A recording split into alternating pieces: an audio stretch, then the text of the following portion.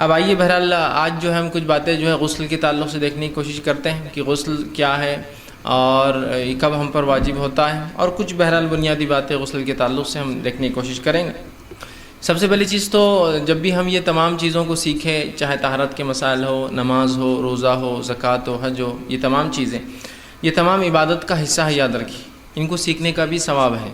ورنہ لوگ یہ سمجھتے ہیں کہ صرف عبادت کرنے کا ثواب ہے، جو مخصوص عبادتیں ہیں، جو فرائض ہے، جیسے نماز ہے، روزہ ہے، زکوٰۃ ہے، حج ہے، لیکن ان کو سیکھنا ان کے نزدیک عبادت نہیں ہوتا یا باعث اجر و ثواب نہیں ہوتا، تو لہٰذا ہم سیکھنے پہ اس لیے زیادہ وقت نہیں ڈالتے ہیں۔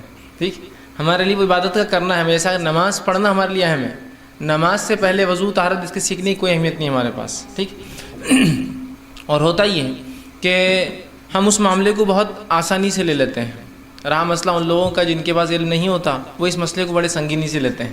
ان کے پاس ہر بار آپ کو طہارت کی باتیں، طہارت کے تعلق سے طہارت کے مسائل یا مختلف چیزیں وہ سکھاتے ہیں، لیکن ہمارے پاس ایک افسوسناک بات ہے، وہ لوگوں کے پاس بالخصوص جو کتاب و سنت کو مانتے ہیں، کہ طہارت کے تعلق سے بہت کم ہم ترجیح دیتے ہیں، یا اس کی طرف جو ہمارا بہت کم رجحان ہوتا ہے، یا اس کے مسائل پہ ہم بہت کم بات کرتے ہیں۔ اس کے دیگر باتیں جو طہارت کی بنیاد پر ہوتی ہے، جیسا حج ہو گیا، عمرہ ہو گیا، یا اس کے بعد نماز ہوگی، اس پہ ہم بڑا ڈسکشن کرتے ہیں۔ تو ضرورت یہ بات کی ہے کہ وہ چیزیں جو بنیاد ہوتی ہے کسی چیز یا کسی عمل کے کرنے کے لیے، وہ بنیادوں کو زیادہ اہمیت دی جائے ان عمل سے، اس لیے کہ وہ بنیادیں وجہ بنتی ہے اس عمل کی تکمیل تک پہنچانے کے لیے۔ جیسا کہ میرا طہارت وجہ بنتی ہے میری نمازوں کے لیے، اس کی اگر طہارت درست نہیں تو پھر نمازوں کا معاملہ بہرحال درست نہیں ہو سکتا، یاد رکھ۔ تو لہٰذا ہم جتنی اہمیت عبادتوں کو دیتے ہیں، فرائض کو دیتے ہیں، اس سے کئی گنا زیادہ اہمیت وہ چیزوں کو دیجیے جو اس چیز تک پہنچاتی ہے، اس عبادت کو قابل قبول بناتی ہے اللہ کے پاس، یاد رکھیے۔ تو بہرحال یہ اعمال جو ہم سیکھ رہے ہیں یہ بھی عبادت ہے، پہلی چیز۔ دوسرا، کچھ لوگ یہ غلط فہمی میں ہوتے ہیں کہ یار یہ سب تو اس میں کچھ باتیں ایسی ہوتی جو بہائی جیسی دکھتی ہیں، وہ بہائی لیکن ہوتی نہیں ہے۔ ایک چیز ہے کسی چیز کو آپ کے نزدیک کچھ ہونا، اور ایک ہے شریعت کے نزدیک اس کا مقام۔ تو یاد رکھیے اگر کچھ چیزوں کو ہم بہائی سمجھ کے طہارت کے مسائل کو چھوڑ دیں گے تو بہت سی بار اپنی عبادتوں کو ہم اسی وجہ سے ضائع کر دیں گے کہ ہمیں اپنے نزدیک ہم نے سوچ لیا کہ یہ بہائی ہے، جس کے بنیاد پر ہم وہ کام نہیں کرتے، یا وہ کام بولتے نہیں، وہ کام میں شرماتے ہیں، اور جس کی بنیاد پر پھر ہماری عبادتیں، نمازیں، روزے، معاف کرنا نماز ہے، طواف ہے، وہ عبادتیں بہرحال جن کا تعلق طہارت سے ہے، وہ تمام عبادتیں ہماری ضائع ہو جاتی ہیں۔ تو اس معاملے میں جو ہے جب معاملہ کتاب و سنت کے سیکھنے سکھانے کا ہے تو اس میں خواہ کی شرم اختیار نہ کریں۔ شریعت بہت باحیا ہے، شریعت ہم کو حیا کا درس دیتی ہے، لیکن اسی باحیا شریعت نے یہ تمام باتیں ہم کو سکھائی۔ تو سمجھ میں آ رہی بات، یہ بے حیائی نہیں اگر ہم یہ باتیں ڈسکس کرتے ہیں۔ چونکہ پچھلی مرتبہ میں نے کچھ باتیں وضو کے تعلق سے رکھی، نواقص وضو کن چیزوں سے ٹوٹ جاتا ہے رکھی، اور کچھ باتیں آج غسل کے تعلق سے آئیں گی جو اور بڑے جو ایسے کام ہوتے ہیں جن کے انسان، جیسا کہ نجاست، گندگی، یا جو ہے غلاظت کی، اور ایسی بڑی کام جو انسان سے ہوتے ہیں جس کی بنیاد پر اس کا غسل ٹوٹ جاتا ہے۔ وضو جو ٹوٹتا ہے وہ ایسی نجاستیں ہوتی ہیں جو چھوٹی حدث، ایسی حدث ہے جو چھوٹی ہے پھر بھی، لیکن جب غسل کی بات آئیں گی تو آپ یہ غلط فہمی مبتلا مت ہوئیے کہ یہ تو بے حیائی ہے، بلکہ یہ تو علم ہے، اس کو سیکھے بغیر ہمارے پاس چارہ نہیں، یاد رکھیے۔ تو یہاں خواہ کی حیا اختیار کرنا بہت زیادہ نقصان کا باعث ہو سکتی ہے۔ جیسا کہ میں ایک واقعہ بہرحال پچھلی بار سنایا تھا، یہ واقعہ اس لیے سناتا ہوں تاکہ ہم اس سے بات کو سمجھیں کہ ایک مرتبہ جو ہے ایک خاتون تھے، وہ حج کے لیے گئے۔ جب حج کو گئے وہاں تو کچھ مسائل طہارت کے اعتبار سے ان کو ہو گئے، جس کو پوچھنے میں ان کو حیا محسوس ہوئی، اور انہوں نے وہ بات اپنے محرم کو بھی نہیں بتائی کہ ایسا ایسا مسئلہ ہے بہرحال، اور وہاں سے وہ نکل کر آ گئی۔ مطلب انہوں نے طواف افاضہ، جو طواف ہوتا ہے جو کہ رکن ہے حج کا، وہ نہیں کیا، اور چونکہ ان کو حیض آ گیا تو انہوں نے بتانا مناسب نہیں سمجھا، چونکہ ان کی نزدیک یہ بے حیائی تھی۔ اور ظاہر سی بات ہے ہندوستان سے جانے والے کے لیے حج بولے تو بہت بڑا وہ چیز ہے، ایک تو مالی اعتبار سے بہت بڑا مسئلہ ہے، پھر ایک عورت کو جانے کا موقع مل جائے یہ اور بڑی بات ہے اس کے لیے، اس لیے کہ اس کے لیے اس کا محرم کا ساتھ ہونا شرط ہے۔ پھر اگر اولاد کی پیدائش ہوگی، دیگر مسائل ہے، تو پھر اس کے لیے وہ چیز چوک جاتی ہے نا۔ جیسے شادی شدہ عورت ہے اور اگر سال 2 سال میں اس کو اولاد ہوتی رہی تو پھر بچوں کو لے جانا مشکل، تو اس کے لیے تو بڑا اہم تھا کہ ایک وقت میں صحیح فائدہ اٹھا لے، لیکن چونکہ انہوں نے اس کو بے حیائی کا تقاضا سمجھا کہ اگر میں یہ مسائل پوچھ لوں اپنے محرم سے یا موجودہ علماء سے، انہوں نے نہیں کیا اور خاموشی سے نکل کر آ گئی۔ ہندوستان آنے کے بعد کسی نے احساس دلایا کہ کم از کم پوچھ تو لو کیا ہوا، تو پھر مجھ سے پوچھا تو میں نے کہا نا آپ کا حج ہوا، اس لیے کہ آپ نے ایک رکن چھوڑ دیا، رکن چھوڑنے سے عبادت ضائع ہو جاتی ہے۔ تو طواف افاضہ نہیں کرنے سے حج نہیں ہوا، آپ پر ایک دم بھی لازم آیا کہ آپ نے ایک رکن چھوڑ کے آ گئے نا، اور حج بھی نہیں ہوا آپ کا۔ اب دیکھیے کتنے خرچے کی بات ہے، ہندوستان سے پھر جانا، ساتھ محرم کا، اگر اس کا حج 1 لاکھ کا ہے تو اس کے محرم کو ساتھ جانا پڑے گا، اس کے لیے اس کا حج ملا کے 2 لاکھ۔ سفر کی تکلیف ہے پھر سے برداشت کرنا، بچے تھے اگر چھوڑ کے گئی تھی تو وہ برداشت کرنا، ایک دم بھی دینا چونکہ اس سے وہ اگر دم تو یہاں سے بھی وہ کسی سے بول کر دے دیں گے، کتنے مسائل ہو جاتے ہیں نا۔ تو اگر وہ اس معاملے میں وہ حیا کے تقاضے نہ رکھتی جو خامخواہ کی ہے، ریئلسٹک ہوتی، حقیقی دنیا میں جیتے، اور جہاں یہ تمام معاملے اللہ رب العزت نے انسان کے ساتھ لگا دیے ہیں، ان معاملات کو اسی سنجیدگی سے لے جس سنجیدگی شریعت نے بتایا، خامخواہ کے حیا کے تقاضے نہ رکھے، تو انشاءاللہ عزیز بہت فائدہ ہوگا۔ اس لیے کہ شریعت ہم سے زیادہ بہا ہے، وہ جانتی ہے کیا بتانا ہے کیا نہ بتانا ہے، کس چیز کو ڈسکس کرنا اچھا ہے، کس کو ڈسکس کرنا اچھا نہیں ہے۔ تو یہاں شریعت نے یہ تمام باتیں بتائی ہیں، تو لہٰذا جب میں کچھ باتیں اس میں رکھوں گا تو آپ اس کو خامخواہ کی حیا کے اوپر نہ لے جائیں۔ یا بہت سے لوگ ہوتے ہیں بھائی فیض بھی بڑی بے شرمی سے فلاں الفاظ ادا کر دیتے، فلاں کر دیتے ہیں نا، بہت سی بار ہوتا ہے۔ اور کچھ خواتین مجھے بعد میں وہ بھی دیا کہ فیض بھائی کا استغفار ہم پڑھتے بیٹھتے، بولے اتنے بار الفاظ ادا کرتے، کچھ بھی اور ہم کا استغفار کرنا پڑتا ہے، ان کا استغفار پتہ نہیں کون کرتا ہوں گا۔ تو لہٰذا ہم نے کچھ چیزوں کو خامخواہ بہائی کا تقاضا بنا دیا نا، تو لہٰذا استغفار کر رہے ہیں۔ نبی اکرم صلی اللہ علیہ وسلم کے پاس خواتین آتی، مسائل پوچھتی، سوالات کرتی، آپ نے کبھی ایک مرتبہ نہیں آتا کسی صحابیہ کو دیکھا اور استغفار پڑھ کے منہ پھیر لیا کہ کیسا سوال کر رہی ہے یہ۔ حالانکہ صحابیات نے ایسے سوال کیے نبی اکرم صلی اللہ علیہ وسلم سے، چونکہ آپ شارع تھے، آپ پر شریعت اتر رہی تھی، اگر آپ منہ پھیر لے، آپ استغفار پڑھ دے تو کیا وہ عورت پھر دوبارہ اور کیا صحابیات ہمت کریں گے کوئی سوال کرنے کا؟ تو یہ شرعی مسئلہ تھا، صحابیات جانتی تھی کہ اس کے بغیر ہماری عبادتیں مکمل نہیں ہوں گی، اس کے بغیر دیگر عبادتیں اللہ قبول نہیں کریں گا، تو لہٰذا سوال تو کرنا ہے انہوں نے، ٹھیک ہے۔ تو بہرحال اس چیز کو، ہاں ظاہر سی بات ہے میں عام ڈسکشن میں کسی عورت سے بیٹھ کر یہ سب باتیں نہیں کر سکتا ہوں، لیکن ایسی مجالس سے جہاں لوگ کامن ہیں اور لوگ سمجھ رہے اور علم سیکھنے سکھانے کا مرحلہ ہے، تو ان تمام باتوں کو میں سمجھتا ہوں آپ لوگ اسی انداز سے لیں گے، ٹھیک۔ تو آئیے چند باتیں ہم دیکھتے ہیں غسل کے تعلق سے، چونکہ ہم وضو تک پچھلی مرتبہ پہنچ چکے تھے، اب آئیے غسل کے تعلق سے ہم دیکھتے ہیں۔ سب سے پہلی چیز تو غسل جو ہے یہ معروف ہے، مشہور چیز ہے، اور یہ وہ چیز ہے جو ہماری نماز کی اور طواف کی بنیاد بنتی ہے۔ جیسے کہ نماز اور طواف 2 ایسی عبادتیں جو بغیر وضو کے نہیں ہوتا، یہ وضو ان کے لیے شرط ہے، تو وضو کے لیے یاد رکھیے غسل ہونا بھی شرط ہے۔ وضو گو ایک مستقل عبادت ہے، وہ اپنی جگہ ہے کہ اگر انسان کو غسل نہ بھی ہو تو وضو کر سکتا ہے، وہ ایک الگ چیز ہے، لیکن اگر غسل نہ ہو تو وضو کرنے سے عبادتیں نہیں کر سکتا، وہ 2 عبادتیں جن کے لیے غسل جو ہے وضو شرط ہے، یاد رکھیے، ٹھیک ہے۔ تو اس سے یہ پتہ چلا کہ غسل کے بعد وضو ہو تو وہ 2 عبادتیں انسان کر سکتا ہے، ٹھیک ہے۔ تو غسل ایک مشہور چیز ہے، اس کی مشہوریت اور یہ ایک معروف عمل ہے، اس کے تعلق سے قرآن نے بیان کیا، اس کے تعلق سے نبی اکرم صلی اللہ علیہ وسلم کی میں سمجھتا ہوں ان گنت بہت زیادہ بکثرت روایتیں آتی ہیں۔ صحابہ نے سوال کیا، آپ نے خود بیان کیا، اللہ نے کچھ مسائل آئے تو اس پر کچھ قرآنی آیتیں نازل کی۔ سب سے پہلی چیز تو یہ کہ اللہ سبحانہ تعالیٰ نے اس بات کو سورہ مائدہ آیت نمبر 6 میں فرمایا اور بیان کیا، وَإِن كُنتُمْ جُنُوبًا فَاتَّطَّهَّرُوا، کہ اگر تم میں سے کوئی جنوبی ہو جائے، ٹھیک، تو پھر وہ کیا کرے، وہ فَاتَّطَّهَّرُوا کے اندر جو ہے غسل شامل ہے، یاد رکھیں، تو وہ پھر غسل کرے، ٹھیک ہے۔ تو وضو کا انشاءاللہ ہم نے پہلے تفصیلات دیکھ چکے ہیں، ہم غسل کی بات کر رہے ہیں ابھی صرف، ٹھیک۔ تو اگر تم میں سے کوئی شخص جو ہے جنوبی ہو جائے، حالت جنابت میں ہو، مطلب اس کا غسل ٹوٹ جائے، تو وہ کیا کرے، غسل کرے، طہارت حاصل کرے غسل کے ذریعے، ٹھیک۔ اسی طرح دوسرے مقام پہ سورہ نساء سورہ نمبر 4 آیت نمبر 43 سے 43 میں اللہ رب العزت فرماتا ہے اور کہتا ہے، وَلَا جُنُوبًا إِلَّا عَابِرِي سَبِيلٍ حَتَّى تَغْتَسِلُوا، کہ اللہ فرماتا اور کہتا ہے اور جنابت کی حالت میں نماز کے قریب نہ جاؤ حتیٰ کہ تم غسل کر لو، مگر یہ کہ راہ چلنے والے مسافر ہو، اگر مسجد سے جانا ہو یا گزرنا ہو تو انسان گزر سکتا ہے جنابت کی حالت میں، صرف گزرنا ہے، لیکن جب تک غسل نہ کر لے تو نماز نہیں پڑھ سکتا۔ تو اس سے پتہ چلا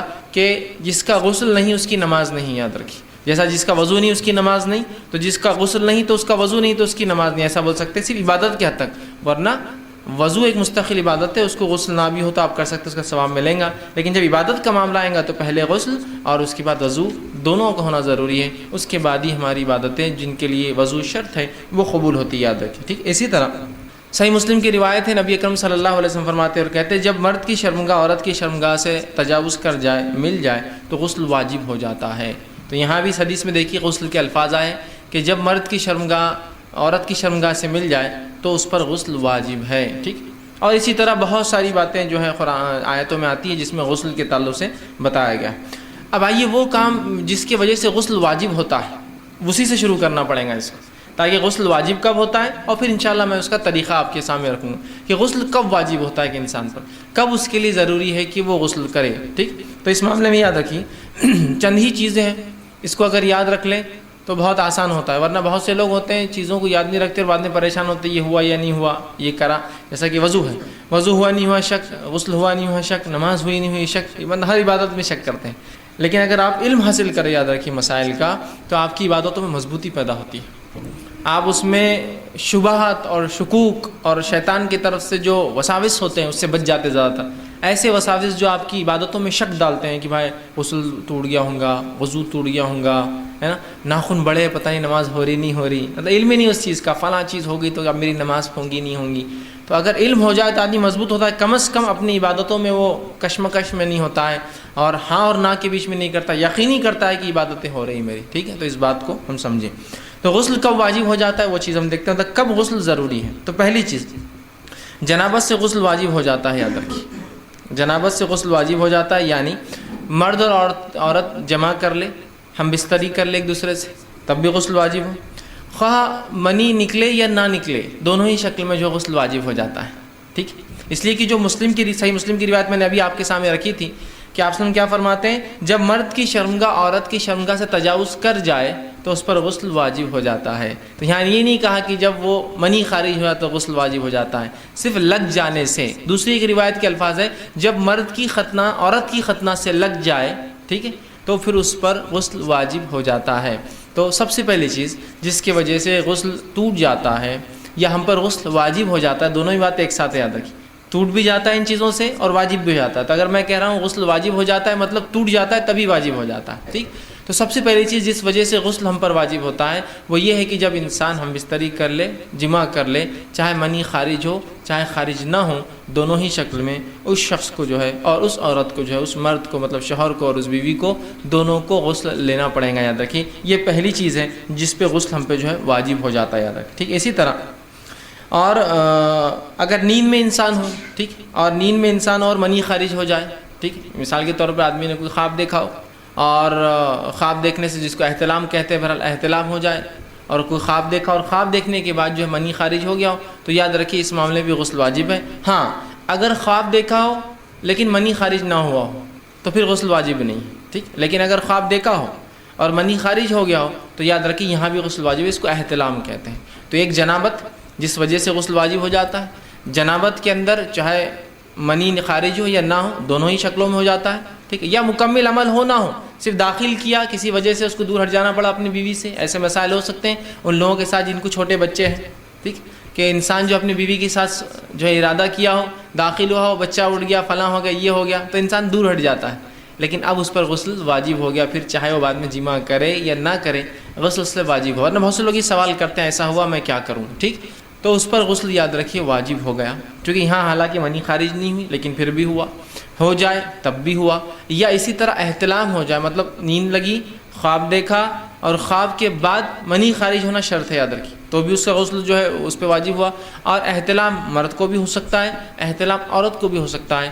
تو ان شکلوں کے اندر غسل جو ہے ایک شخص کے اوپر یا اس عورت پر یا اس مرد پر یاد رکھیے غسل واجب ہو جائیں گے. یاد رکھیے اب ضروری ہے، فرض ہے اس کے اوپر کہ وہ غسل لے لے، اور یہ چیز غسل کو توڑ بھی دیتی ہے، اسی لیے اس پہ غسل واجب اور فرض ہو جاتا ہے. ٹھیک، نبی اکرم صلی اللہ علیہ وسلم بہرحال قرآن کی جو ایک آیت میں نے آپ کے سامنے تلاوت کی تھی سورہ مائدہ کی آیت نمبر 6 جس میں اللہ نے فرمایا اور اگر تم جو ہے جنوبی ہو تو نہا لیا کرو. ٹھیک، اگر تم میں سے کوئی شخص جنابت کی حالت میں ہو تو وہ غسل لے لے. ایک بات یہ تھی. دوسرا، نبی اکرم صلی اللہ علیہ وسلم کی صحیح بخاری کی ایک روایت ہے، آپ نے فرمایا کہا جب دونوں کی شرمگاہیں آپس میں مل جائیں تو غسل واجب ہو جاتا ہے.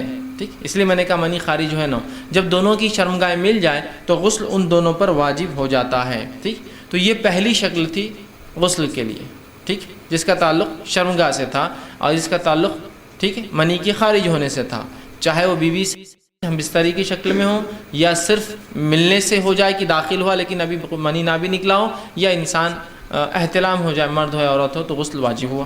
دوسری شکل جس میں غسل واجب ہو جاتا ہے وہ یہ ہے کہ ماہواری یا نفاس کے خون کے بنیاد پر. ٹھیک، یہ کسی کو وہ مسئلہ جو ہر عورت کو ہر مہینے ہوتا ہے، جو اللہ رب العزت کی طرف سے بہرحال یہ ایک رحم ہے، میں اس کی تفصیلات انشاءاللہ آگے رکھنے والا ہوں، ورنہ بہت سے لوگ اس کو ایک سزا سمجھتے ہیں اور اس کے پیچھے ایک عقیدہ بھی ہوتا ہے لوگوں کا. وہ عقیدہ یہ ہے چونکہ حوا نے جو ہے آدم کو بہکا، اس طرح سے بہرحال ایک عقیدہ عموماً ہوتا ہے، چلن میں ہے، میں جانتا ہوں کہ حوا نے چونکہ آدم کو بہکایا تھا تو ماہواری کا خون جو اس کو مینسس ہوتا ہے وہ اللہ نے سزا کے طور پر دیا بول کر ایسا عقیدہ افسوسناک باتیں مسلمان عورتیں رکھتی ہیں، ٹھیک، جب کہ یہ اللہ کی طرف سے ایک رحم ہے، اس لیے کہ اس کے رحم ہونے کی دلیل یہ ہے کہ جب عورت کو اولاد پیدا ہونے والی ہوتی ہے تو یہ خون آنا بند ہو جاتا ہے، اسی لیے کہ اسی جگہ سے پھر بچے کی ناف جڑ جاتی ہے اور مکمل خون کا دوران وہاں سے شروع ہو جاتا ہے۔ تو یہ رحم ہے اللہ کی طرف سے، ایک اولاد کی پیدائش سے پہلے اللہ اس کے رحم کو تیار کر دیتا ہے۔ یہ خون جو حیض میں نکلتا ہے، جب انسان کو اولاد ہونے والی ہوتی ہے تو عورت کا خون بند ہو جاتا ہے، تو درخت بند نہیں ہوتا، وہی خون جا کے اس کی ناف سے لگ جاتا ہے اور اس کی باڈی میں اس بچے میں سرکولیشن میں آ جاتا ہے، سمجھے آپ؟ تو یہ رحم ہے۔ تو جہاں عیسائیت کے نزدیک اور یہودیوں کے نزدیک حیض آنا سزا ہے عورت کو، اور دیگر تقریباً تمام مذاہب میں یہی معاملہ ہے، جس کی بنیاد پر حیض آتا ہے تو عورت کو گھر سے الگ کر دیتے ہیں، اس کے ہاتھ کا کھانا نہیں چلتا، پانی نہیں چلتا۔ شریعت نے یہ بتایا کہ یہ تو عورت پر اللہ کا رحم ہے کہ اس نے جو ہے اولاد کی پیدائش سے پہلے اس کو تیار کر دیا۔ بہرحال چلیے، تو حیض اور نفاس کے خون کے آنے سے جو ہے یاد رکھیے غسل واجب ہو جاتا ہے، یہ دوسری شکل ہے، ٹھیک ہے۔ اس لیے کہ اللہ رب العزت جو اس کے تعلق سے سورہ بقرہ سورہ نمبر 2 آیت نمبر 222 میں فرماتا اور کہتا ہے فَاعْتَزِلُوا النِّسَاءَ فِي الْمَحِيضِ وَلَا تَقْرَبُوهُنَّ حَتَّى يَطْهُرْنَ فَإِذَا تَطَهَّرْنَ فَأْتُوهُنَّ مِنْ حَيْثُ أَمَرَكُمُ اللَّهُ۔ دیکھیے آیت کا ترجمہ یہ ہے، حیض کے دنوں میں عورتوں سے الگ رہو اور پاک ہونے تک ان کے قریب نہ جاؤ، جب پاک ہو جائے تو جہاں سے تمہیں اللہ نے حکم دیا ہے جا سکتے ہو۔ تو یہاں دیکھیے دوسری بات آ گئی کہ اگر عورت کو حیض آ جائے تو انسان اس کا غسل اس پہ واجب ہو جاتا ہے، اور ایک بات یہ بھی پتہ چلی کہ اس دوران آدمی جو ہے عورت سے ہم بستری نہیں کر سکتا ہے نا، کیوں؟ تو یہاں کیا بیان کیا؟ تو الگ رہو، تو یہ الگ اسی معنی میں ہے، یاد رکھیے کہ اس سے ہم بستری نہ کرو، اس معنی میں نہیں ہے کہ ان کو گھروں سے نکال دو یا خود گھر سے نکل جاؤ، یقیناً اس معنی میں نہیں، یا ان کو الگ کمروں میں کر دو اور خود الگ کمروں میں، اس معنی میں نہیں ہے۔ اس لیے کہ نبی اکرم صلی اللہ علیہ وسلم کی زندگی سے ہم کو دیکھنا پڑے گا کہ اس آیت پہ آپ نے کیسا عمل کیا، اپنی عقلیں نہیں، چونکہ ظاہر تو ایسی دکھ رہا ہے کہ ان کو الگ رہو، ہے نا، تو ہم سمجھے الگ سے یہاں مراد نبی اکرم صلی اللہ علیہ وسلم کے تعلق سے ماں عائشہ فرماتی ہے کہ نبی اکرم صلی اللہ علیہ وسلم میرے مانڈی پر لیٹتے اور تلاوت قرآن کرتے جبکہ میں حیض کی حالت سے ہوتی۔ تو الگ کرنے سے مراد کیا ہے؟ ہم بستری مت کرو، بس یہ معنی ہے۔ الگ کر دو سے مراد الگ گھر الگ کمرہ نہیں ہے، ہوتا تو آپ کیوں پڑھتے؟ اسی طرح وہ کہتی ہے کہ میں حیض کی حالت سے ہوتی اور نبی اکرم صلی اللہ علیہ وسلم مجھ سے ایک بار کہا کہ مسجد جا کر چٹائی لا، بچھانے کی جو ہوتی، تو میں نے کہا اللہ کے رسول میں تو حائضہ ہوں، تو کہا کیا حیض تیرے ہاتھ میں آتا ہے؟ اگر ناپاک نہیں ہے تم جا کے لا سکتے، تمہارا ہاتھ ناپاک نہیں ہے، اس کی وجہ سے تم نماز ادا نہیں کر سکتی ہو، لیکن اس کا ہرگز مطلب نہیں ہے کہ تم نجس ہو چکے ہو، اس لیے کہ مومن نجس نہیں ہوتا، یاد رکھیں۔ ہاں مشرک جو ہے ظاہری اعتبار سے نہیں لیکن اس کے عقیدے کے اعتبار سے نجس ہے، مشرک بھی ظاہری نجس نہیں ہوتا، یاد رکھیے کہ آپ اگر انما المشرکون نجس قرآن نے کہا کہ مشرک نجس ناپاک پلید ہے تو اس کا مطلب وہ ظاہری نہیں ہے، ظاہری غلاظت نہیں ہے، اس کا مطلب یہ اس کے عقیدے کی وجہ سے وہ نجس ہے۔ تو مومن اپنے عقیدے کی وجہ سے کبھی ناپاک نہیں ہوتا، نجس نہیں ہوتا، یاد رکھیے، ٹھیک ہے۔ تو کہا کیا حیض تیرے ہاتھ میں آتا ہے؟ مطلب میں تو ہاتھ کی بات کرنا، ہاتھ تو پاک ہے تیرے، وہ اٹھا کے لانے میں کیا حرج ہے، ٹھیک ہے۔ تو یہ روایتیں اس کی دلیل ہے، یاد رکھیے۔ اسی طرح ماں عائشہ رضی اللہ عنہ فرماتی ہیں کہ آپ صلی اللہ علیہ وسلم کی میں کنگھی کرتی، سر میں تیل لگاتی، آپ کا سر دھوتی جب کہ میں حیض کی حالت سے ہوتی۔ تو الگ کر دو میں مراد کمرہ الگ گھر الگ نہیں ہے، صرف ہم بستری نہیں کرنا، اس لیے کہ اس حالت میں آپ کا سر دھو رہی ہے، وہ آپ کے سر میں تیل لگا رہی ہے، سر کی مالش کری۔ اسی طرح میمونہ رضی اللہ عنہا جو امہات میں سے یہ بھی ہے، وہ کہتی ہے کہ میں نبی اکرم صلی اللہ علیہ وسلم میرے پاس ہوتے اور فجر سے پہلے آپ کچھ نمازیں پڑھتے تو جو چادر میں حیض کی حالت میں ہوتی اوڑھی ہوئی ہوتی، اسی چادر کا ایک حصہ لے کے نبی اکرم صلی اللہ علیہ وسلم اس پر نماز پڑھتے۔ اگر الگ کر دو سے مراد الگ کمرہ الگ گھر ہوتا تو کیا آپ صلی اللہ علیہ وسلم ان کی اوڑھی ہوئی چادر کو آدھی وہ اوڑھی ہوئی اور آدھی بچھا کر نماز پڑھتے؟ اس پہ نہیں، آپ فوراً کہہ دیتے کہ بھائی سب نکل جاؤ یہاں سے، اب اس لیے کہ تم سب ناپاک ہو چکے ہو، ٹھیک ہے۔ تو یہاں اس سے مراد یہ ہے، ورنہ بہت سی جگہ یہ ہوتا ہے کہ لوگوں کو عورتوں کو الگ کر دیا جاتا ہے، ایسا کوئی مسئلہ نہیں، یاد رکھیے، ٹھیک ہے، الحمدللہ۔ تو دیکھیے یہاں جو ہے حیض کی حالت کے تعلق سے بتایا گیا۔ اسی طرح جو ہے آپ صلی اللہ علیہ وسلم فرمایا، یہ صحیح مسلم کی روایت آپ نے فرمایا، جتنے دن تجھے حیض آتا تھا اتنے دن ٹھہری رہے پھر غسل کر لے۔ ایک صحابیہ نے ان سے سوال کیا نماز کے تعلق سے حیض کا، تو کہا جتنے دن حیض آتا ہے ٹھہری رہے اور اس کے بعد نماز پڑھ لے۔ تو حیض وہ خون ہے جو ایک عورت کو آتا ہے بنا کسی زخم کے، جو اس کے رحم سے نکلتا ہے، جو مخصوص ایام میں مہینے کے آگے پیچھے ہو سکتا ہے کچھ، لیکن مخصوص ایام جو اسے پتہ ہوتے ہیں اس میں نکلتا ہے، اور اس کا مخصوص ایک رنگ ہوتا ہے جس سے پہچان سکتی ہے کہ یہ حیض کا، اور اس سے علاوہ جو نکلتا ہے اس کو شناخت ہوتی ہے حیض کا نہیں ہے، بہرحال اس کو حیض کہا جاتا ہے۔ اب نفاس کیا ہے؟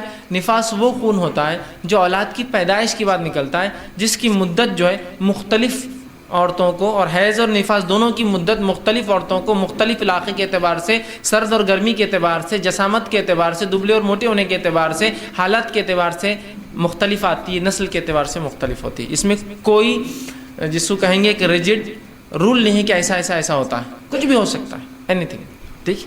عمومی اعتبار سے جو بتایا جاتا ہے وہ یہ آتا ہے کہ سائنسی اعتبار سے بہرحال یہ ہے کہ 1 سے لے کر 7 دن اور 7 دن سے لے کر 15 دن مخصوص عورتوں کو، کچھ لوگوں کا ایسا ہو سکتا ہے، لیکن عمومی اعتبار سے 1 سے لے کر 7 دن ہو سکتا ہے، ٹھیک، یا 1 یا 3 ہوتا ہے، یا 5 ہو سکتا ہے، یا 7 ہو سکتا ہے، یا کچھ مخصوص کو 15 بھی ہو سکتا ہے، حیض خاص طور سے یاد رکھیں۔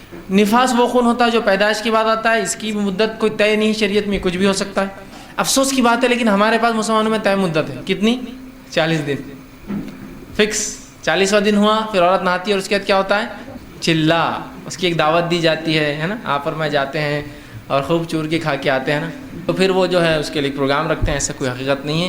اور ایسا کتنی بار ہوتا ہے کہ عورتوں نے، گھر کی بڑی عورتوں نے، اور میں اکثر یہ کہتا ہوں بہرحال عورتیں اس کو برا نہ لگنے دیں اور مجھ سے بدلہ لینے کی نہ ٹھان لیں، بہرحال ایک عام بات بہرحال میں بولتا ہوں، اور بالخصوص بوڑھی عورتیں بہرحال میرے سے بدگمان نہ ہوں، میں تو ان کی دعاؤں کا جو ہے طالب ہوں، لیکن بہرحال جو دین ہمارے پاس چلتا ہے اس دین کو میں اپنی زبان میں کہتا ہوں بوڑھیوں کا دین۔ ہمارے پاس جو اسلام ہے وہ بوڑھی عورتوں کا اسلام ہے۔ شادی ایسی کیوں؟ دادی بول رہے ہیں، مطلب وہ بوڑھی کا دین نہیں ہے، شریعت کا، اللہ اور رسول کا دین نہیں ہوتا ہے۔ یہ حیض اور نفاس کے مسائل ایسے کیوں؟ دادی اماں، پھپھو اماں، یہ اماں، وہ خالہ، وہ تائی، وہ چچی، وہ بوڑھی عورت، وہ انہوں ایسا بولتے تو وہ کرنا ہے۔ شریعت تو نہیں بولتے، نہیں پھر بھی ہم 40 دن کا ہی رکھیں گے، کیوں؟ انہوں بول رہے ہیں 40 دن تک عورت ناپاک رہتی، کیوں؟ شریعت میں تو ناپاکی ہے ہی نہیں، انہوں بول رہے نا بڑے، اس میں مردوں کو مداخلت نہیں ہے، عورتوں کا دین رہتا ہے۔ یہ شادی سے پہلے ایسے رسومات کیوں؟ نہیں دادی بول رہے تھے اس کے بغیر تو ہو ہی نہیں سکتا، نانی بول رہے تھے۔ تو ہمارے پاس جو ایگزسٹنگ ریلیجن چلتا ہے اسلام، وہ بوڑھیوں کا دین ہے، وہ دین نہیں ہے جو اللہ نے بھیجا اپنے نبی کے ذریعے محمد صلی اللہ علیہ وسلم، اور جو صحابہ کے ذریعے ہم تک پہنچا، وہ دین نہیں ہے، یہ بوڑھی عورتوں کا دین ہے۔ وہ جو بولیں گی وہ ہوں گا، سہرا باندھ دو تو باندھنا ہے، دادا تو نہیں بڑھ، لیکن دادی کی بڑی خواہش ہے مرنے سے پہلے کہ پوتے کو جو ہے سہرے میں دیکھ لیں۔ ان کو یہ خواہش نہیں ہے کہ جو اب جانے کا وقت ہے کم از کم اب تو کتاب و سنت پہ آ جاؤں، لیکن مرتے وقت یہ خواہشات پوری واقعی، مرنے تک اپنی بہوؤں کو ڈکٹیٹ کرتے رہیں گے کہ حیض اور نفاس کے مسائل وہ ہیں جو میں بتاؤں گی، شریعت کے مطابق نہیں۔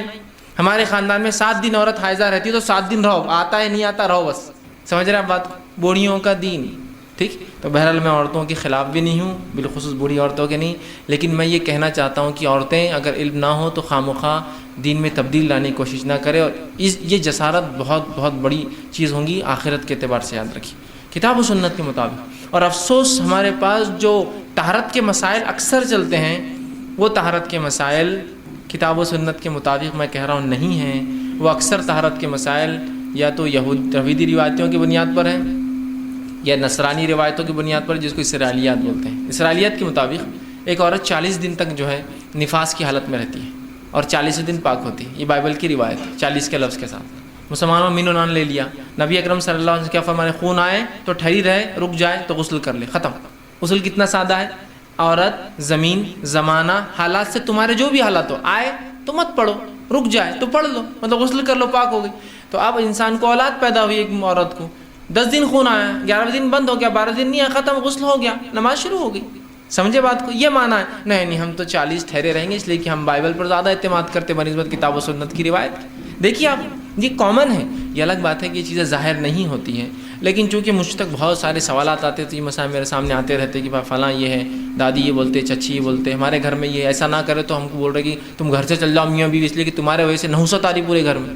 ایک صاحب نے جو ہے اپنے گھر کے اندر جو عقیقہ رکھ لیا، اب عقیقہ جب رکھا تو 40 دن کے اندر رکھ لیا انہوں نے، تو ان کے گھر والوں نے ان کو گھر سے ہکال دیا، اس عورت کو بھی اس اپنے بیٹے کو بھی، جاؤ بولے، اس لیے کہ ابھی چھوت کے دن تھے اس کے، بولے ابھی ناپاکی کے دن تھے تمہاری بیوی کے اور تم عقیقہ کر رہے، بولے تم پر لعنت ہے، بولے نکل جاؤ یہاں سے۔ تو انہوں نے خیر بہرحال وہ اڑ گئے تھے، کہا عقیقہ تو کر کے رہوں گا جی، دوسری جگہ دعوت کی گھر والوں کو لا جاؤ یہاں، عقیقہ تو ہونے والا اب، اس لیے کہ کیا لگا رکھا ہے، ہم نے دین اور شریعت کو مذاق اور کھلواڑ سمجھا ہے، یاد رکھیے بہرحال۔ تو دوسری چیز حیض اور نفاس اس کی کوئی طے شدہ وقت نہیں ہے، اس کے کوئی طے شدہ ایام نہیں ہے. ہر عورت زمین، زمانے، ماحول، حالات کے اعتبار سے مختلف ہو سکتے ہیں. ٹھیک. تیسری چیز، اسلام قبول کرنے پہ بھی ایک انسان کو نہانا پڑتا ہے، یاد رکھیے. اس لیے کہ نبی اکرم صلی اللہ علیہ وسلم کے پاس بہت سارے صحابہ کے اقوال ہے اسلام لانے کے بعد کہ میں نبی اکرم صلی اللہ علیہ وسلم کے پاس آیا اور اسلام قبول کیا تو مجھے آپ نے نہانے کا حکم دیا. ٹھیک. بہت سارے صحابہ کی بھی روایتیں، صحابیات کی بھی روایت ہے کہ میں آپ صلی اللہ علیہ وسلم کے پاس آئی، آپ نے میرا اسلام قبول کیا اور کہا فلاں جگہ جا کر تم غسل لے لو. ٹھیک. تو اس سے بھی پتہ چلا کہ اسلام لانے سے غسل ایک انسان پر واجب ہو جاتا ہے. اور اس کے تعلق سے جو روایتیں آتی ہیں بہرحال وہ بہت ساری ہیں. جیسے کہ ایک روایت ہے کہ صحیح مسلم کی روایت ہے، اور سمامہ بن اسال الحنفی، یاد رکھیے یہ قبیلہ حنفیہ کے تھے. حنفی بولے تو آپ حنفی شافی مت سمجھیے. ٹھیک ہے. اس قبیلے سے ان کی نسبت تھی، اس لیے الحنفی ان کے آگے لگا ہوا ہے. جب انہوں نے اسلام قبول کیا تو آپ صلی اللہ علیہ وسلم ان کو غسل کا حکم دیا کہ جاؤ غسل کرو، اس لیے کہ تم نے اسلام قبول کیا. تو یہ تیسری چیز. چوتھی چیز جو ہے موت جو ہے اس سے بھی غسل واجب ہو جاتا ہے، اس لیے کہ آپ صلی اللہ علیہ وسلم میت کو غسل دینے کا حکم دیا رکھے. تو موت بھی جو ہے غسل کو جو ہے واجب کر دیتی ہے. اور اس تعلق سے بہت ساری صحیح روایتیں موجود ہیں کہ موت سے غسل انسان پر جو ہے واجب آ جاتا ہے. تو یہ چند مقامات تھے جہاں غسل واجب ہوتا ہے، اور وہ چار ہی چیزیں یاد رکھیے اتنی جس سے غسل آپ پر واجب ہوتا ہے. اس کے علاوہ تمام چیزوں میں غسل جو ہے مستحب ہوں گا. میں آگے رکھوں گا کہاں کہاں غسل مستحب ہے. ابھی ہم صرف وہاں وہ باتیں رکھ رہا تھا جہاں واجب ہو جائیں گا. تو ان تمام حالات میں آپ پر غسل یا مجھ پر غسل یا مرد ہو اس امت کے یا عورتیں ہو اس امت کی، ان پر غسل واجب آ جائیں گا. جس کے اندر سے تین باتیں تو کامن ہیں مرد اور دونوں کے لیے، کہ جیسا کہ احتلام ہو جائے یا ہم بستری کریں دونوں کے لیے. اسی طرح اسلام قبول کر لے یا موت آ جائے دونوں کے لیے. حیض اور نفاس کا معاملہ صرف عورتوں کے لیے. تو عورتوں کے لیے چار چیزیں ہیں جن سے ان کا غسل ان پہ واجب ہوتا ہے. مردوں کے لیے تین چیزیں جن پہ غسل واجب ہوتا ہے. مسلمان ہونے کی وجہ سے ایک چیز اور کم ہو جاتی ہے، اسلام قبول کرتے صرف دو چیز باقی بچتی ہے ہمارے پاس جس سے ہم پہ غسل واجب آ جاتا ہے بس. اور اس میں بھی ہم مر جاتے ہیں تو غسل دوسرے کراتے ہیں. تو ایک ہی چیز یاد رکھنا ہے آپ کو غسل کے لیے.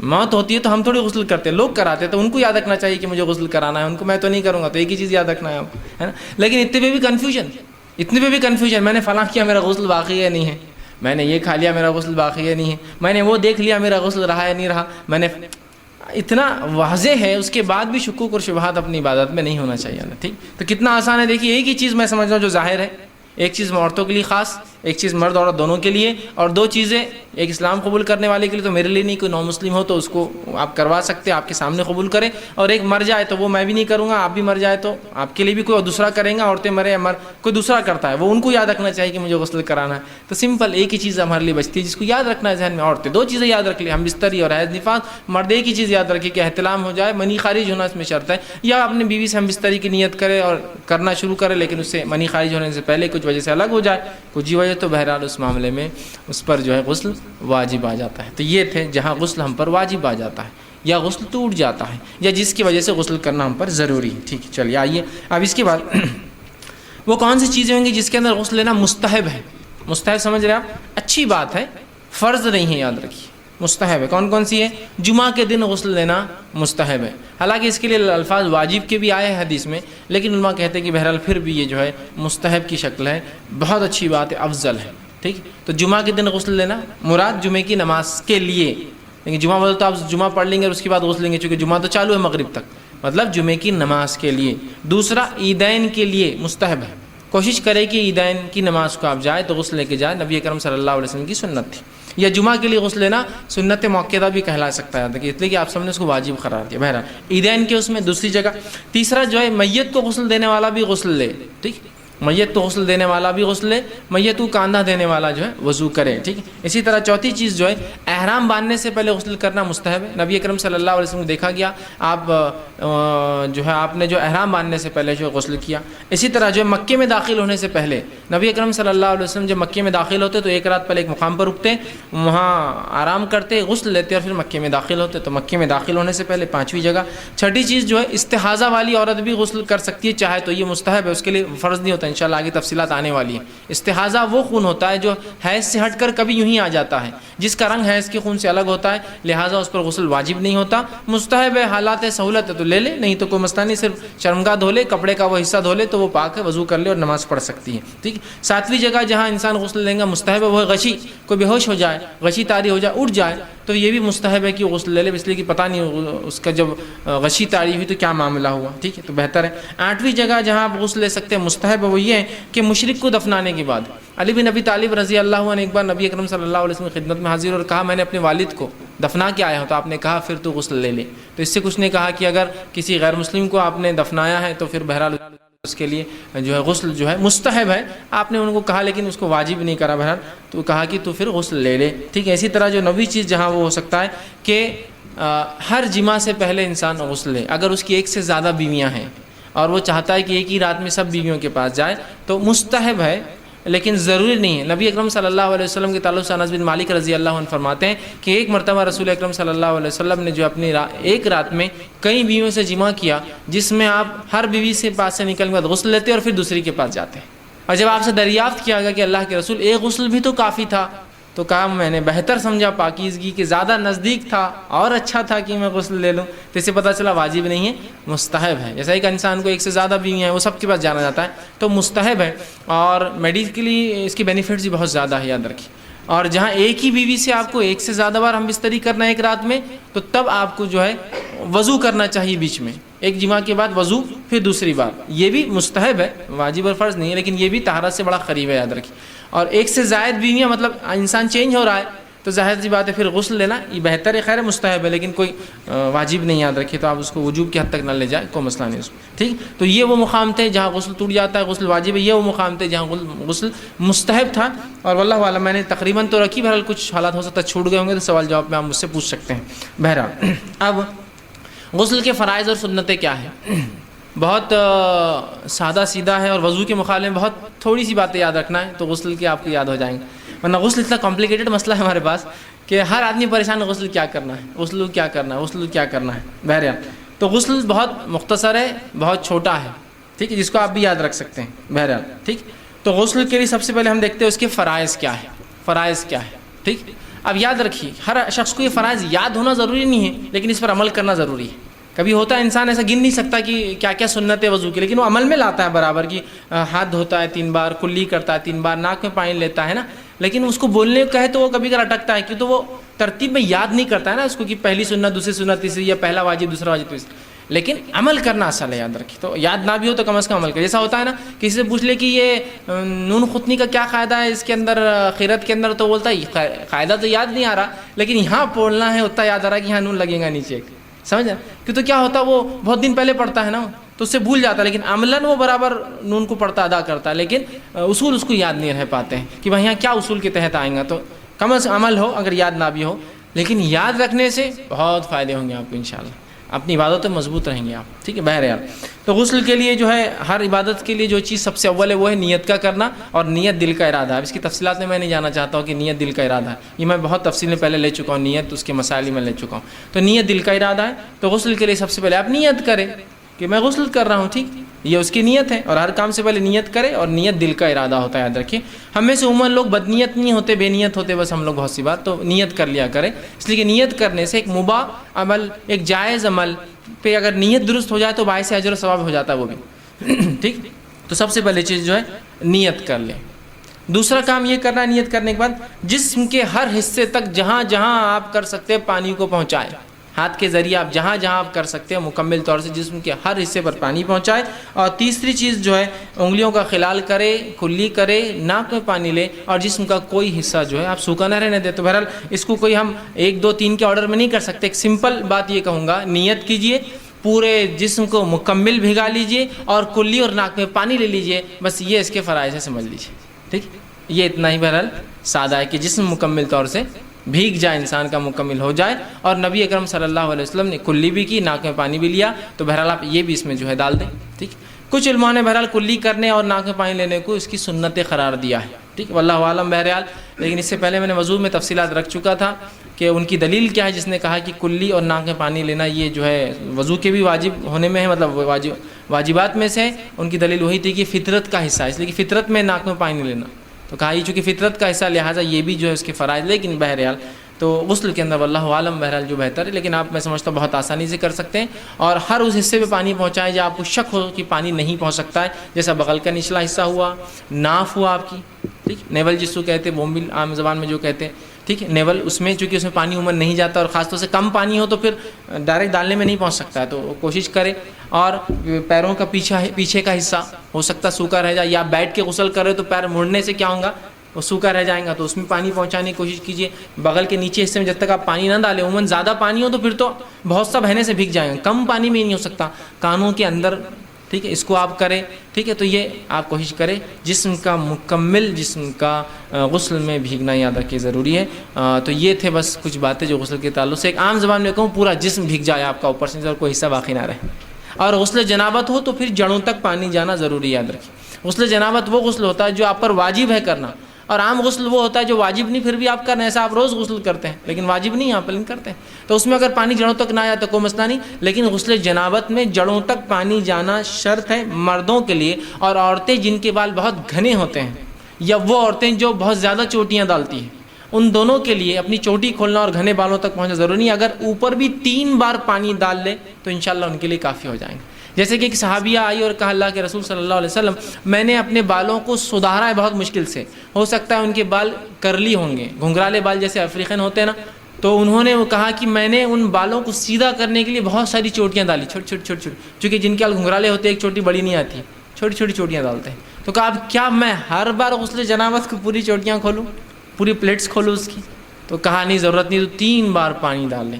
تو یہ اس عورت کے لیے ہوگا جس کے بال بہت گھنے ہیں، یا اس نے چوٹی ڈالی جس چوٹی کا کھولنا ممکن نہیں ہوتا. یہ بات ہندوستانی ماحول میں نہیں سمجھ میں آئیں گے ہم کو، افریقہ ماحول میں سمجھ، جہاں آپ کو بال جمانا بولے تو ایک محنت کا کام ہوتا ہے. کئی عورتیں مل کے کئی دنوں تک بال جماتی ہے آپ کے، تب جا کے وہ ایک بار بال سیٹ ہوتے ہیں آپ کے، تو کئی سالوں تک پھر اس کو ہاتھ نہیں لگاتے ہیں لوگ. اگر کسی کو نالج ہوگا جن کے بالوں کا اور جن کو افریقی اس کا، تو ان کے بڑے مسائل ہوتے ہیں. بالوں کو بہت مشکل سے جمانا پڑتا ہے ان کو، اس لیے کہ اتنے زیادہ ٹیڑھے بال ہوتے ہیں کہ کنگا تو نکل ہی نہیں سکتا اندر جانے کے بعد، خالی اس کو ڈال کے واپس نکال سکتے آپ، پیچھے تو ہل نہیں سکتا ہو. تو لہٰذا چوٹیاں الگ الگ ڈال لینا پڑتی ہے پورے بالوں کی. تو اب ایسی پلیٹس کو کیا کریں گے، وہ کھول تھوڑی سکتے ہیں. تو کہا اگر پورا نہ بھی ہو تو 3 بار پانی ڈال لے تو کوئی حرج نہیں. مطلب کوشش ہو کہ پانی جائے، لیکن نہیں جا سکتا، حالات ویسے نہیں ہے کہ تم کھول سکو، تو بہرحال انشاءاللہ اس معاملے. لیکن ہماری سادی چوٹیاں نہیں ہیں، بالکل تو بہت آسانی سے ہوتی ہے، کھل بھی جاتی ہے. ہمارے پاس بالوں کا وہ مسئلہ نہیں ہے، ہندوستان میں بہت آسانی سے کھول لیتے ہیں، پانی بھی فراوانی کے ساتھ ہے ہمارے پاس، تو یہاں مسئلہ نہیں ہے، وہاں پانی بھی کم ہے اور بالوں کا بھی مسئلہ ہوتا ہے. بہرحال تو آپ نے اس کی گنجائش اور اجازت دی ہے. تو یہ چند باتیں تھی جو غسل کے فرائض میں آپ گن سکتے ہیں کہ نیت کر لے، مکمل جسم کو بھگا لے، اور کلی اور ناک میں پانی بھی اس میں شامل کرے، یا وہ حصے جو سوکھے رہ سکتے ڈر ہے ان تمام حصوں تک ہاتھ کے ذریعے پانی لے جا کر اور ہاتھ سے ملے جسم کو. بہرحال یہ اس کی بہرحال فرائض میں آپ گن سکتے ہیں. اب آئیے غسل کی سنتیں کیا ہوں گی، ٹھیک ہے، اس کو بھی ہم دیکھ لیتے ہیں. سب سے پہلی چیز جو ہے، کسی بھی کام سے پہلے بسم اللہ پڑھنا چاہیے. خاص نہیں کہہ رہا ہوں جانے کے بعد، لیکن ہر کام سے پہلے مومن جو بسم اللہ کہتا ہے، کوئی بھی کام شروع کر رہا ہے، کسی بھی کام کی ابتدا ہے، تو بہرحال وہ کر سکتا ہے. اسی طرح برتن میں ہاتھ ڈالنے سے پہلے اپنے ہاتھوں کو دھو لے. جیسا وضو کے اندر آپ سیدھے برتن میں ہاتھ نہ ڈالے، پہلے ہاتھ دھو لے، اسی طرح غسل سے پہلے بھی آپ جو ہے سیدھا ہاتھ دھو لے. سیدھا ہاتھ دھونے کے بعد سیدھے ہاتھ کے ذریعے آپ الٹا ہاتھ دھو لے. یہ دوسری چیز ہوئی. تیسری چیز جو بھی غلاظت وجہ بنی آپ کی غسل کے لیے، اس کو پہلے زائل کرے.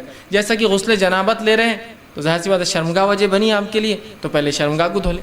کوئی اور وجہ بنی جس کی وجہ سے آپ غسل لے رہے ہیں، تو پہلے اس چیز کو، اس غلاظت کو زائل کریں. جیسے کہ ایک دوسری مثال ہو سکتی ہے، کوئی انسان انتقال کر جائے، تو جب انسان انتقال کر جاتا ہے عموماً اس کا پیشاب اور پیخانہ چھوٹ جاتا ہے، تو پہلے غلاظت کو زائل کریں.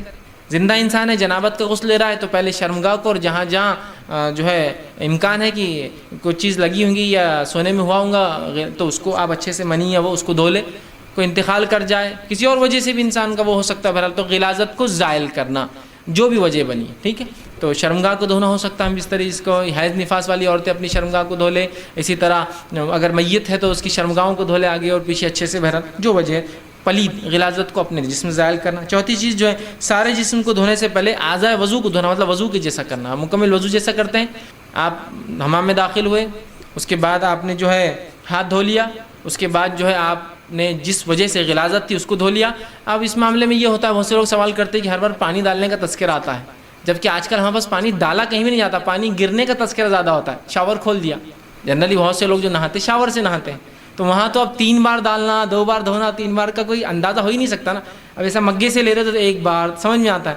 جب کوئی پانی گر رہا ہو، بہتے پانی میں نہا رہا ہو، تو اب کیا کریں گے؟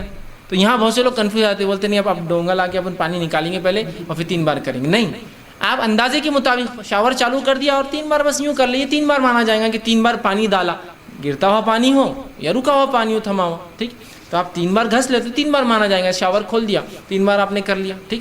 اچھا شریعت کے اندر کوئی ممانعت نہیں ہے, آپ کو یاد رکھیے, منائی نہیں ہے کہ آپ کس طرح سے نہائیں, بیٹھ کر یا کھڑے ہو کر. بس غلاظت جہاں نہیں لگے, کھڑے رہ کر نہانا بھی کہیں مستحب ہو سکتا ہے اور کہیں بیٹھ کر نہانا بھی مستحب ہو سکتا ہے. ڈیپینڈ ہے آپ کہاں نہا رہے اور کس سچویشن میں. تو کہیں بیٹھنا بھی مستحب ہو سکتا ہے اور کہیں کھڑے رہنا بھی درست ہو سکتا ہے. جیسا مثال کے طور پہ اگر ویسٹرن اگر باتھ روم کا جو سسٹم ہوتا ہے آج کل, ٹوائلٹس ہوتے ہیں, اس میں بیٹھ کر نہائیں گے تو آپ زیادہ گندے ہوں گے, اس لیے کہ وہ ٹوائلٹ اوپر رہتا ہے, جو بھانڈا ہے اس کے بازو آپ بیٹھ کر کیسے نہا سکتے ہیں. وہاں کھڑے رہنا زیادہ بہتر ہے غلاظت سے بچنے کے لیے, سمجھ رہے ہیں, کیونکہ وہ اوپر ہے, اس کی غلاظت نیچے گرتی ہے اور آپ بھی نیچے بیٹھیں گے تو مسئلہ ہے. کیونکہ ظاہر سی بات جب ٹوائلٹ اوپر رہیں گا ویسٹرن تو غلاظت نیچے ہونا ہی ہے, کسی نہ کسی ناحیے سے اڑتا ہے, پیشاب اڑ کے آ جاتا ہے, بچے پیخانے چل جا ہو جاتا ہے, تو وہاں کھڑے نہ بہتر ہے. جہاں انڈین سسٹم ہے وہ نیچے ہوتا ہے تو یہاں کو مسئلہ نہیں, آپ بیٹھ کے کرے, چونکہ پانی نیچے جائیں گا, اس کی غلاظت اوپر کی طرف نہیں آ نیچے. تو یہ ڈیپینڈ ہے, یاد رکھیے. شریعت میں سے کوئی ممانعت نہیں ہے, یاد رکھیے کہ آپ کھڑے رہ کرنا ہے, بیٹھ کرنا ہے. پانی ڈال کر ہی نہائیے یا گرتے ہوئے پانی میں کوئی مسئلہ نہیں, آپ شاور کے نیچے نہائیے, رننگ واٹر ہے, ندی ہے, اس میں نہائیے. سوئمنگ پول بھی آپ کے لیے نہانے کی, ندی بھی نہانے کے لیے جگہ بن سکتا ہے. اسی طرح پانی نہ ہو تو بکیٹ میں لا کر لے کر دھونا بھی ہے اس کے لیے, مطلب کچھ بھی ہو سکتا ہے. اس بات کو ہم سمجھے. یا کسی کے پاس ٹب ہو سکتا ہے گھر کے اندر, اب اس کو نہانا ہے تو 3 بار ہاتھ دھوئے باہر, اور باقی معاملہ تو اس کا پھر شرمگاہ گندگی کو زائل کرے اور ٹب میں اتر جائے پھر. لیکن بہرحال اللہ نے اس کو دے رکھا ہے, اتنا پانی تو کرے, اسراف نہ کرے. ٹھیک. کیونکہ کسی چیز کا کسی علاقے میں جہاں اسراف کہا سکتا ہے تو دوسری چیز کو ہو سکتا ہے اس علاقے میں اسراف نہ ہو. سمجھ رہا ہے بات کو. جیسا ایک مرتبہ یہ ہوا کہ لائبریری میں پانی بھر گیا ہمارے, پانی صاف ہوتا تھا, بارش کا پانی آ جاتا تھا, اور پانی کے لیے موٹر چلا دی تو موٹر کی اتنی بڑی دھار گرتی, بڑا پمپ لگا دی. اب اس پمپ میں ہی میں جو ہے گاڑی دھو رہا ہوں, وضو بھی کر لیا میں نے باہر. کچھ نے کہا یہ اسراف ہے. میں نے کہا اللہ نے اتنا دے رکھا ہے, یہ اسراف کرنا ہی پڑے گا, کیونکہ ویسے بھی تو پانی پھینک رہے ہیں, دن اور رات پھینک رہے ہیں. تو اگر اس پھینکتے ہوئے پانی کا اگر فائدہ اٹھا لیا تو کوئی مسئلہ نہیں, تو یہ میرے لیے وہ اسراف نہیں آئیں گا ادھر کی. اس لیے کہ اتنا پانی ہے, پھینک رہے ہیں اس کو, ہزاروں لیٹر پانی روز پھینکا جا رہا ہے, تو وہ اسراف میں کہاں آئیں گا. لیکن کوئی آدمی جہاں پانی نہیں اور وہ کہے نہیں وہاں تو موٹر سے کرے میں بھی کروں گا, اس کے لیے اسراف. تو ڈیپینڈ ہوتی ہے, کسی کے لیے کوئی چیز اسراف ہو سکتی ہے تو کسی کے لیے نہیں. کوشش یہ کرنا چاہیے کم سے کم پانی میں نہائیں, لیکن بہرحال اللہ نے زیادہ دیا ہے تو اس کا زیادہ استعمال بھی. کوئی جیسا گرتا ہو پانی جھرنے کا, اب اس میں کیا کم, ایک وقت میں ہزاروں لیٹر پانی پہ گر رہا ہے آپ کی, کوئی مسئلہ نہیں. ویسے بھی تو بہہ کے جاری ہے بہرحال. ٹھیک ہے, سمجھ رہا ہے بات کو. تو آپ ٹب ہو سکتا ہے آپ کے لیے, آپ کا شاور ہو سکتا ہے آپ کے لیے, آپ کی بکٹ سے نہانا ہو سکتا ہے, ندی میں نہانا ہو سکتا ہے, سوئمنگ پول ہو سکتا ہے, مختلف چیزیں آج کل دور میں ہوتی ہیں. تو بہرحال تو پہلے جو ہے آپ اگر سوئمنگ پول میں اتر رہے ہیں نہانے کے لیے, ندی میں اتر رہے ہیں نہانے کے لیے, ٹب میں اتر رہے ہیں نہانے کے لیے, تو یہ 3 کام پہلے کرنا پڑیں گے. ہاتھ دھونا پڑیں گے, گندگی کو زائل کرنا پڑے گا. اس کے بعد جسم دھونے کے لیے آپ اس میں اترتے ہیں, یا شاور کے نیچے تو پھر کوئی مسئلہ نہیں, ہاتھ دھویا آپ نے, ٹھیک ہے, گندگی کو اپنے جسم سے آپ نے زائل کے جو وجہ بنی. اس کے بعد آپ وضو کریں گے. وضو میں ایک چیز یہ کر سکتے ہیں آپ کی پیر کو آپ آخر میں دھوئے, کیوں تو نبی اکرم صلی اللہ علیہ وسلم چونکہ چھینٹے اڑیں گے غسل میں, تو آپ کیا کرتے, وضو جیسا پورا کر لیتے اور آخر میں پیروں کو دھو لیتے. یہ اگر کسی کو امکان ایسا مسئلہ نہیں ہے تو بہرحال وہ مکمل کر سکتا ہے. غسل کے اندر وضو واجب نہیں ہے, یاد رکھیے, یہ سنت ہے. لیکن اگر غسل میں آپ وضو نہیں کرتے تو اس غسل سے نماز نہیں ہوں گی آپ کی, یاد رکھیے. جو غسل سے پہلے وضو نہیں ہوگا تو اس کے بعد نماز آپ سیدھے نہیں پڑھ سکتے, اس کے لیے پھر غسل کے بعد وضو کرنا پڑے گا. غسل کے ساتھ وضو, بالخصوص غسل جنابت کے لیے جب انسان پہ غسل واجب ہوتا ہے, یہ فرض نہیں, یاد رکھیے, سنت ہے. تو کبھی ہو سکتا ہے آپ خالی غسل جنابت لے لیں, اس میں غسل وضو نہ کرے, نکل جائے, لیکن پھر آپ کو نماز سے پہلے وضو کرنا ہوگا. آپ چاہتے دونوں کلب ہو جائے, 2 کام ایک ساتھ ہو جائے, تو پہلے وضو کر لیجیے, اس کے بعد وہ کیجیے. یا پھر حالات نہیں, سہولت نہیں ہے تو پھر آپ بعد میں وضو کیجیے غسل کے اینڈ میں. بہرحال جو آپ کو بہتر ہو سکتا ہے کوشش اس طرح سے آپ کریں تاکہ کم پانی میں زیادہ کام ہو, ڈبل کام ہو, کہ وضو بھی ہو گیا اور غسل بھی ہو گیا اس میں. ٹھیک ہے بہرحال. ٹھیک ہے. تو بہت سے لوگ سوال کرتے ہیں کیا غسل کے بعد سیدھے نماز پڑھ سکتے ہیں؟ ہاں, اگر غسل سے پہلے وضو سے شروع کیا ہو تو, اگر نہ تو پھر بعد میں آپ کو وضو کرنا پڑے گا. ٹھیک. تو تیسرے 4 سارے جسم کے اعضاء کو جیسا وضو آپ کرتے ویسا کرے. تو ناک میں پانی لینا بھی آ گیا, کلی بھی اس میں شامل ہو گئی. ٹھیک ہے. اسی طرح ناک میں پانی لے کلی کرنا, اسی طرح جو ہے سارے بدن کو اچھے سے دھونا اور ہاتھ کو بہرحال گھسنا. اب اس معاملے میں آپ اچھے سے اس کو صاف کرنا ہے. اب اس معاملے میں شروعات کیسی کریں گے؟ تو شروعات ایسی کریں گے, نبی اکرم صلی اللہ علیہ وسلم اگر غسل جنابت لیتے تو آپ اندر جا کے سب سے پہلے اپنے بالوں کو بھگوتے. مطلب یہ عمل کرنے کے بعد کہ ہاتھ دھو لیا, اس کے بعد شرمگاہ دھو لی اپنی, مطلب غلاظت کو نکال دیا. اس کے بعد والا عمل بتا رہا ہوں کہ آپ جو ہے جڑوں تک پانی کو ڈالتے اور سر کو وہ کرتے. سر کے ہونے کے بعد آپ سیدھے طرف پانی ڈالتے اور پھر الٹے طرف پانی ڈالتے. سمجھ گیا آپ بات کو. اور سیدھے سے الٹے کی طرف جانا یہ نبی کرم صلی اللہ علیہ وسلم سنت تھی. بال کاٹنے میں، بال جمانے میں، ناخن ترشوانے میں، بہت ساری چیزوں میں بہرحال یہ آتی ہے. تو آپ کوشش کریں کہ اس کو ادھر سے ادھر کی طرف سیدھے سے الٹے کی طرف بہرحال لے جائیں. ٹھیک ہے. تو یہ تھی بہرحال غسل کے تعلق سے کچھ باتیں. اب آئیے غسل کا طریقہ جو ہم مکمل دیکھ لیتے ہیں. اب کس طرح سے پورا ایک جگہ جمع کر کے کیسا کریں گے. اس سے پہلے وہ کام جو غسل میں نہیں کرنا چاہیے تھوڑی سی باتیں ہم سیکھ لیتے ہیں. اس میں وہ کیا کیا ہے کہ پانی کا زیادہ استعمال کرنا غسل میں درست نہیں ہے. نبی اکرم صلی اللہ علیہ وسلم کے تعلق سے آتا ہے، میں نے اس سے پہلے بات رکھی تھی آپ کے سامنے کہ آپ نے ایک سا کا معنی ہوتا ہے 2500 گرام پانی کے اندر، جو کہ لیٹر میں کنورٹ کیا تو ہارڈلی 3.5 لیٹر، 3.5 لیٹر یا 4 لیٹر ہوگا. کہ تو گرام کو جب لیٹر میں کرتے ہیں تو اس کی کوانٹٹی آدھی یا اس سے زیادہ بڑھ جاتی ہے، ہاف ہو جاتی ہے. تو ایک سا پانی میں مطلب 2.5 کلو پانی، اب کلو مطلب لیٹر زیادہ ہوگا، 3.5 یا 4 لیٹر پانی میں آپ غسل کرتے ہیں. تو کم پانی کیجیے. یہ اچھی بات نہیں ہے کہ آپ بہت پانی استعمال کریں. رہا مسئلہ کہ پانی ہی زیادہ اور ویسے ہی جا رہا ہے تو استعمال کرنے میں کوئی، جیسا کہ گھر میں پانی زیادہ ہے، آپ موٹر سے نکال رہے ہیں اور صاف ہے تو نہا بھی لو، کیا ہے اس میں.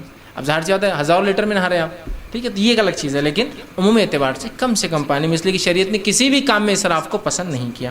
دوسری چیز جو ہے جو آپ یاد رکھیں گے، ایسی جگہ بیٹھ کر نہانا ہے جہاں گندگی ہو، اندیشہ ہو کہ نہانے سے پانی وہ اندر جا کر الٹا آنکھ پہ آ جائے گا، غلاظت ہو، تو ایسی جگہ بالکل نہائے نا. ٹھیک ہے. احتیاط کریں وہاں. اگر ایسی جگہ مجبوری ہے تو اونچی جگہ بیٹھے تاکہ وہ چھینٹے اگر اڑے تو آنکھ تک نہ پہنچے. سمجھ لیجیے آپ کسی حمام میں چلے گئے، ایسا ہوتا ہے کبھی کامن ٹوائلٹس ہے، کامن حمام سے، اور اندر پورا پانی بھرا ہوا ہے، پہلے سے وہ موہری بند ہے، چوک اپ ہے، اب صاف بھی نہیں کر سکتے اور نہانا بھی ضروری ہے. تو ایک اونچی چیز سے بیٹھ کے نہا لیجیے. ہے تو آس پاس گندگی لیکن اتنا اونچا ہوئیے کہ اس کا پانی کے چھینٹے آپ کی آنکھ پر نہ آئے. ایسا ہاسٹلس میں جنرلی ہوتا ہے. یا بارش ہو گئی آپ کے علاقے میں، اب کیا کرتے، بارش چالو ہے، نالا فل ہو گیا تو اندر ڈرینیج فل ہو جاتے ہیں، پانی واپس نہیں جاتا، بھرا ہوا رہتا ہے. اب کیا کریں گے، غسل بھی واجب ہے، نماز کا وقت بھی ہو رہا ہے، تو پھر اونچی جگہ بیٹھ جائیے. لیکن کوشش کریں کہ صاف جگہ نہ ہے جہاں گندگی غلاظت آپ کے اوپر نہ اڑے. تیسری چیز جو ہے سامنے جو یاد رکھیں گے وہ یہ ہے کہ کسی دیوار کی آڑ میں اور سطر کو چھپا کرنا ہے. کھلے میں نہانا درست نہیں. یاد رکھیں اگر کھلا نہا رہے مجبوری ہے تو سطر پورا ڈھکا ہوا اور پھر نہا سکتے. جیسا کہ مرد ہے کھلے میں نہانا جگہ نہیں ہے تو سطر پورا ڈھک لے، پہلے تولیہ باندھ لے، برموڈا لمبی چڈی ہو سکتی ہے جس کو برموڈا بولتے ہیں عام زبان میں، کچھ بھی ہو سکتا ہے، بہرحال جو کپڑا آپ کی سطر، اور مرد کا سطر اس کے ناف سے لے کر اس کا گھٹنے تک ہے، یاد رکھیں. تو اتنا ڈھک جائے تو وہ بھی کرے، لیکن بہتر ہے دیوار کی آڑ میں جائے اور شرمگاہ ڈھک کر بہرحال نہائیں، یہ بھی زیادہ بہتر ہے. بہرحال یہ حیا کے تقاضوں میں ہے بہرحال، لیکن کوئی واجب اور ضروری نہیں. یاد رکھیں ورنہ بہت سے لوگ بولتے ہیں میرے پاس کچھ نہیں تو کیا کروں. نہا سکتے ہیں آپ ننگی ہو کر بھی، لیکن بہتر ہے کہ آپ کچھ پہن لے، شرمگاہ کو ڈھک لے بہرحال. اور اگر کھلے میں نہا رہے تو سطر چھپنا ضروری ہے، صرف شرمگاہ نہیں، سطر، پورا سطر. ٹھیک ہے.